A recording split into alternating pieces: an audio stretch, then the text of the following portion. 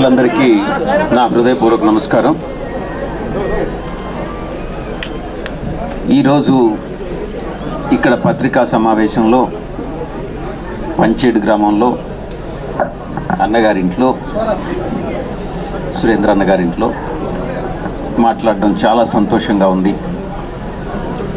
అన్నగారు సపోర్ట్ ఇవ్వడం, గెలిపించాలన్నటువంటి సంకల్పం, ఆయనలో ఉన్నటువంటి దృఢమైనటువంటి సంకల్పంతో ఈరోజు మేమందరం కూడా ఇక్కడికి వచ్చాం.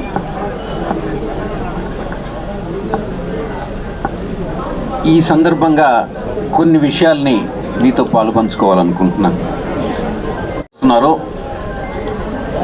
ఆ ఆరోపణలన్నీ కూడా అవాస్తవం. నేను ఒక్కటే చెప్తా ఉన్నా, నేను నెల్లూరు బిడ్డని. అన్న ప్రసన్న కుమార్ రెడ్డి ఎలాగైతే నెల్లూరులో పుట్టాడో, నెల్లూరులో పెరిగాడో, అలాగే నేను కూడా నెల్లూరులోనే పుట్టి తాళ్ళపూడిలో, తాళ్ళపూడిలోనే 5వ క్లాస్ వరకు విద్యాభ్యాసం చేసి 6వ క్లాస్ నుంచి 10వ క్లాస్ వరకు ముత్తుకూరులో విద్యాభ్యాసం, ఆ తర్వాత ఇంటర్మీడియట్ డిగ్రీ బీకామ్ బీఆర్ కాలేజీలో చదువుకొని ఇక్కడ నెల్లూరు జిల్లాలో ప్రతి అణువు కానీ ప్రతి ఊరు కానీ తెలిసినటువంటి వ్యక్తిని. నాకు ఎటువంటి వ్యాపారం లేదు, రాజకీయమే నా యొక్క ఒక హ్యాబిట్, రాజకీయమే నాకు ఒక జీవితం. అన్నగారికి ఎలాగైతే రాజకీయమే జీవితమో ప్రసన్నకి, నాకు కూడా రాజకీయమే ఒక జీవితం. ఈ భిక్ష పెట్టినటువంటి జగన్మోహన్ రెడ్డి గారికి ఈ జీవితాంతం నేను పదే పదే చెప్తా ఉన్నాను, జీవితాంతం ఆయనతోనే ఉంటాం, ఆయనకు రుణపడి ఉంటాం. గతంలో ఒక తారకరత్న చనిపోయినప్పుడు ఆ యొక్క ఫ్యూనరల్ రైట్స్లో చంద్రబాబు నాయుడు గారితో కలిసినప్పుడు చాలా ఆరోపణలు చేశారు. నేనేదో పార్టీ మారిపోతున్నానని, నేను ప్లేట్ ఫిరాయిస్తున్నానని ఆరోపణలన్నీ చేయడం జరిగింది. ఈ సందర్భంగా నేను ఒక్కటే చెప్తా ఉన్నాను, ఈ జీవితం బ్రతికున్నంత కాలం జగన్మోహన్ రెడ్డి గారు, రాజశేఖర రెడ్డి గారి ఫ్యామిలీతోనే ఉంటాను, కానీ పార్టీ మారడం అంటే జరగదు. ఒకవేళ ఏదో మన ఇంటికి వస్తే ఏ వ్యక్తి వచ్చినా, ఒక శత్రువు వచ్చినా కూడా మన ఇంటికి మనం సాదరంగా ఆహ్వానిస్తామే, కానీ మనం వెళ్ళిపోమ్మని చెప్పం. అది సాంప్రదాయం, ఇండియా సాంప్రదాయం, హిందూ సాంప్రదాయం. మరొక విషయాన్ని చెప్తా ఉన్నా, మనకు ఆర్థికంగా మనం బలవంతులం కావచ్చు, నేను బలహీనుని కావచ్చు, వేమిరెడ్డి ప్రభాకర్ రెడ్డి అన్న ఆర్థికంగా చాలా ముందుండవచ్చు. నేను ఈ సందర్భంగా మీకు చెప్పేది ఏంటంటే, ఈరోజు కూడా నేను నా కుటుంబం బాడిగింట్లోనే ఉంటున్నాం. నీతితో నిజాయితీతో జగన్మోహన్ రెడ్డి గారికి, పార్టీకి, రాజశేఖర రెడ్డి గారి ఫ్యామిలీకి గత 30 సంవత్సరాలుగా నేను పనిచేస్తూ ఉన్నాను. తర్వాత ఏదో కొన్ని కారణాల వల్ల రాజకీయాల్లోకి వచ్చి నాకు ఇంతటి జీవితాన్ని ప్రసాదించినటువంటి ఫ్యామిలీ రాజశేఖర రెడ్డి గారి ఫ్యామిలీ. జీవితాంతం రుణపడి ఉంటానని మరొకసారి నేను చెప్తా ఉన్నాను. డబ్బుతో చాలా కొనవచ్చేమో కానీ ప్రజల మనసుల్ని, కొంతమంది నాయకులను కొనవచ్చేమో కానీ ప్రజల మనసుల్ని, ప్రజలు ఎవరైతే నిజంగా జగన్మోహన్ రెడ్డి గారిని ఆరాధిస్తున్నారో, ప్రేమిస్తున్నారో ఆ యొక్క ఓటర్ మహాశయులను కొనడం అన్నటువంటిది అసాధ్యం. ఎవరో కొంతమంది నాయకులు డబ్బుకు ఆశపడి వేమిరెడ్డి అన్న ఇచ్చేటటువంటి డబ్బులకి కక్కుర్తిపడి పార్టీ వదిలి పార్టీకి నమ్మక ద్రోహం చేసి వెళ్ళిపోవచ్చేమో, కానీ నిజమైనటువంటి ప్రజలు, ముఖ్యంగా బడుగు బలహీన వర్గాలు, పేదలు, 87% రాష్ట్రంలో ఎవరైతే లబ్ధి పొందారో ఏదో ఒక సంక్షేమ పథకం కింద, వాళ్ళు ఎవ్వరూ కూడా వాళ్ళు పార్టీ వదిలి వెళ్ళరు.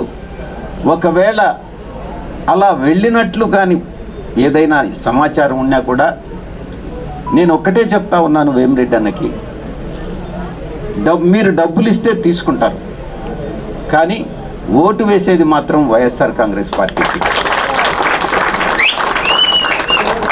నేను మరొక్కసారి చెప్తా ఉన్నాను, ఎవరైనా వేమిరెడ్డి అన్న కానీ డబ్బులు ఆఫర్ చేస్తే తీసుకోండి, తీసుకొని ఆ తర్వాత అతనికి ఓటు వేయొద్దు, వైఎస్ఆర్ కాంగ్రెస్ పార్టీకే ఓటు వేయండి అని నేను విజ్ఞప్తి చేస్తూ ఉన్నాను. ప్రతి ఒక్కరూ కూడా ఆర్థికంగా సామాజికంగా బలపడాలి అన్నటువంటిది, రాజకీయంగా బలపడాలన్నటువంటిది వైఎస్ఆర్ కాంగ్రెస్ పార్టీ జగన్మోహన్ రెడ్డి గారి అభిమతం. మీరు గత 5 ఏళ్ల పరిపాలన కానీ చూస్తే 5 ఏళ్ల పరిపాలనలో శ్రీ జగన్మోహన్ రెడ్డి గారు అనేకమైనటువంటి సంక్షేమ పథకాలని, అనేకమైనటువంటి అభివృద్ధికి సంబంధించినటువంటి ప్రాజెక్టులను కానీ, వీళ్ళు చెప్తా ఉంటారు అభివృద్ధి అనేదే జరగలేదని. అది రామాయపట్నం ప్రాజెక్టు కావచ్చు, వివిధ రోడ్ల ప్రాజెక్టులు కావచ్చు, ఎయిర్పోర్ట్ ప్రాజెక్టులు కావచ్చు, అనేకమైనటువంటి ప్రాజెక్టులు మీకు లిస్ట్ చెప్తాను నేను. అభివృద్ధిలో మనం ఎక్కడా కూడా మనం కుంటుపడలేదు, ఈక్వల్గానే మనం దానికి ప్రాధాన్యత ఇచ్చాం. విద్య, వైద్యం, ప్రతి అవసరాలకి, మనిషికి సంబంధించినటువంటి, ముఖ్యంగా పేదలకు సంబంధించి అవసరాలకు సంబంధించి ఏదైతే ఉందో వాటన్నిటికీ కూడా అత్యంత ప్రాధాన్యత ఇచ్చి మనం ఈరోజు 5 సంవత్సరాల పరిపాలనని మనం ప్రజలకు చూపించాం. ఈ 5 సంవత్సరాల కన్నా ఇంకా మరింత మెరుగైనటువంటి పరిపాలన అందిస్తామన్నటువంటి భరోసా, అందిస్తామన్నటువంటి నమ్మకం మనకు ఉంది, ప్రజల్లో కూడా ఉంది. అందుకే ప్రజలందరూ కూడా మన అసెంబ్లీకి సంబంధించి ప్రసన్నన్న వెళ్ళినా, నేను వెళ్ళినా, ఈరోజు ఎందుకు నీరాజనాలు ఇస్తున్నారు అని అంటే అది 5 సంవత్సరాల పాలన, వాళ్ళకు ఉన్నటువంటి భరోసా, రాబోయే భవిష్యత్తులో ఉన్నటువంటి భరోసా. నేను ఇంకొక విషయం కూడా ఈ సందర్భంగా చెప్తా ఉన్నా. వేమిరెడ్డి అన్న మీరు గతంలో 1 సంవత్సర కాలంలో తీసుకోండి, ఎన్ని రోజులు ఇక్కడ నెల్లూరులో ఉన్నాడు, ఎన్ని రోజులు ఇండోనేషియాలో ఉన్నాడు, ఎన్ని రోజులు ఆఫ్రికాలో ఉన్నాడు, ఎన్ని రోజులు దుబాయ్లో ఉన్నాడు, ఎన్ని రోజులు ఢిల్లీలో ఉన్నాడు, ఎన్ని రోజులు విజయవాడలో ఉన్నాడు, చెన్నైలో ఎన్ని రోజులు ఉన్నాడు, వ్యాపారాలు ఎక్కడెక్కడ ఉన్నాయి, విశాఖపట్నంలో కూడా వ్యాపారాలు ఉన్నాయి. అన్ని వ్యాపారాలు చూసుకుంటూ ఇన్ని దగ్గరలో, ఇన్ని విదేశాల్లో కానీ ఇక్కడ కానీ ఇండియాలో కూడా వివిధ ప్రాంతాల్లో వ్యాపారాలు చూసుకుంటూ రాజకీయం ప్రజలకు అందుబాటులో ఉండడం, ప్రజలకు సేవ చేసుకోగలిగేటటువంటి టైం ఆయనకు ఉంటుందా? నన్ను అనడం కాదు, ఆయనకు నిజంగా టైం ఉంటుందా అని నేను ప్రశ్నిస్తా ఉన్నాను. ఆయన బహుశా మొత్తం కానీ క్యాలిక్యులేట్ చేసుకుంటే వారానికి 1 రోజు ఏదన్నా నెల్లూరులో ఉండుంటాడేమో. నిజంగా ప్రజలకు కావాల్సింది ప్రసన్న ఎట్టయితే కోవూరులో అందుబాటులో ఉన్నాడో ప్రజలకి 365 రోజులు అసెంబ్లీ జరిగేటప్పుడు తప్ప, ఎక్కడైనా సెక్రటేరియట్లో వర్క్ ఉంటే తప్ప, సీఎం గారితో వర్క్ ఉంటే తప్ప, మిగతా అన్ని వేళలా ఎలాగైతే అందుబాటులో ఉన్నాడో, నేను ఈ సందర్భంగా మీకు చెప్తా ఉన్నాను, నేను ఆల్వేస్ మీకు ఎటువంటి పరిస్థితుల్లో కూడా నేను నెల్లూరులో అందుబాటులో ఉంటాను, లేకుండా ఉంటే ఢిల్లీలో అందుబాటులో ఉంటాను, లేకుండా ఉంటే విజయవాడలో ఉంటాను. అంతేగాని ఏ వ్యాపారం లేనటువంటి నాకు తప్పకుండా ప్రజలకు సేవ చేసేటట్లో ఉండే దాంట్లో ఉన్నంత ఆనందం వేరేదా ఇంకా దేంట్లోనూ ఉండదన్నటువంటి విషయాన్ని తెలియజేస్తాను. ఇక మరొక విమర్శ కూడా చేస్తూ ఉన్నారు. డిగ్రీ పూర్తయిన తర్వాత ఇతను వెళ్ళిపోయాడు, ఈరోజు నెల్లూరుకు వచ్చి నెల్లూరు మీద ఒక అవ్యాజమైనటువంటి ప్రేమ చూపిస్తూ ఇక్కడ కంటెస్ట్ చేయాల్సి వస్తుంది, పోటీ చేయాల్సి వస్తుంది కాబట్టి దొంగ ప్రేమ అంతా కూడా చూపిస్తున్నాడు అన్నటువంటిది. ఏది ఏమైనా కూడా మాతృభూమి మన పుట్టిన గడ్డే. నేను దేనికి వెళ్ళాను? చార్టెడ్ అకౌంటెంట్ ప్రొఫెషన్లోకి వెళ్ళాను. ప్రాక్టీస్ చేస్తున్నప్పుడు కూడా నేను నెల్లూరుకి వచ్చేవాడిని. ఆ తర్వాత హైదరాబాద్లో ఒక బ్రాంచ్ ఉండింది, బెంగళూరులో ఒక బ్రాంచ్ ఉండింది. నేను ఎప్పుడు కూడా ఆంధ్ర రాష్ట్రంతో నాకున్నటువంటి సంబంధాలను నేను వదులుకోలేదు. నేను ఎక్కడైతే పుట్టానో తాళ్ళపూడిలో ఈరోజు కూడా కొన్ని కోట్ల రూపాయలు వెచ్చించి అభివృద్ధి కార్యక్రమాల్ని ఒక మోడల్ గ్రామంగా తాళ్ళపూడిని తీర్చిదిద్ది. ఇది ఈరోజు కాదు, గత 5-6 సంవత్సరాలుగా చేస్తా ఉన్నా, 6 సంవత్సరాలుగా. నిజంగా మీరు ఆ గ్రామాన్ని కానీ సందర్శించినట్టయితే సర్వేపల్లి నియోజకవర్గంలోకి వస్తుంది. నా యొక్క పుట్టిన భూమికి నేను ఏం చేశాను అన్నటువంటి విషయం మీకే తెలుస్తుంది. డ్రైనేజ్ కానీ, అక్కడ ఉన్నటువంటి వాటర్ బాడీస్ డెవలప్మెంట్ కానీ, లేకుంటే ఇప్పుడు మళ్ళీ కళ్యాణ మండపం, కన్వెన్షన్ సెంటర్ కట్టిస్తున్నాం, శ్మశానం కట్టించాం, ఆ తర్వాత రోడ్లు వేయించినాం, స్ట్రీట్ లైట్స్ వేయించినాను, టెంపుల్స్ కొన్ని రినోవేట్ చేయించాను. ఎక్కడ ఏ అవసరం ఉన్నా కూడా ఆ విలేజ్కి నేను చేయడం జరిగింది. అదే రకంగా నేను ఈ సందర్భంగా మీ అందరికీ కూడా భగవంతుడు దేవదేవులైనటువంటి వెంకటేశ్వర స్వామి సాక్షిగా చెప్తున్నాను, నెల్లూరు పట్టణాన్ని, నెల్లూరు పార్లమెంటుని ఆంధ్ర రాష్ట్రంలోనే నెంబర్ వన్ పట్టణంగా నేను పార్లమెంటరీ నియోజకవర్గంగా తీర్చిదిద్దుతానని చెప్తా ఉన్నాను. ఈ సందర్భంగా అనేకమైనటువంటి ప్రాజెక్టులని ఒక మేనిఫెస్టో లాగా తయారు చేసి ఆ మేనిఫెస్టో పొందుపరిచి ఏ అభివృద్ధిని మేము సాధిస్తాము ఆ 7 నియోజకవర్గాలకు సంబంధించి అన్నటువంటిది డీటెయిల్డ్గా రిలీజ్ చేయడం జరుగుతుంది త్వరలో. దాంట్లో కొన్ని విషయాలు మీతో గతంలో కూడా పత్రికా సమావేశంలో నేను పాల్పంచుకోవడం జరిగింది. దగదర్తి ఎయిర్పోర్ట్ కానీ, స్పోర్ట్స్ కాంప్లెక్స్ కానీ, ఔటర్ రింగ్ రోడ్ కానీ, ఇవన్నీ కూడా క్రికెట్ స్టేడియం కానీ, ఇవన్నిటినీ కూడా డెవలప్ చేయాలన్నటువంటి ఆశయంతో మేము ముందుకు పోతా ఉన్నాం. ఇక రాష్ట్రానికి వస్తే ప్రతి ఒక్కసారి గత 14 సంవత్సరాల చంద్రబాబు నాయుడు పరిపాలనని, ఇప్పటి 5 సంవత్సరాల గత 5 సంవత్సరాల జగన్మోహన్ రెడ్డి గారి పరిపాలనని ఒక్కసారి పోల్చి చూసుకుంటే ఎన్ని రెట్లు తలసరి ఆదాయం పెరిగింది, ఎన్ని రెట్లు స్థూల ఉత్పత్తి పెరిగింది, ఎన్ని ప్రాజెక్టులు వచ్చాయి ఒక్కసారి కానీ పరిశీలిస్తే చంద్రబాబు నాయుడు చెప్పేటటువంటి తప్పుడు అప్పులు లెక్కలు అన్నటువంటి పరిగణలోకి తీసుకోవాల్సిన అవసరం లేదు. ఈరోజు కూడా ఒక లిమిట్కి మించి అప్పు చేయాలనంటే ఎఫ్ఆర్బిఎం అన్నటువంటిది ఉంటుంది, యాక్ట్ ఉంటుంది. ఎవ్వరు కూడా ఏ రాష్ట్రం కూడా లిమిట్కి మించి అప్పు చేయలేదు. ఏదో మనం అప్పులు పాలయ్యామన్నటువంటి చంద్రబాబు నాయుడు యొక్క ఆరోపణలో సత్యం ఎంతమాత్రం లేదు. కాబట్టి అవన్నీ ప్రజలు నమ్మాల్సినటువంటి అవసరం లేదు.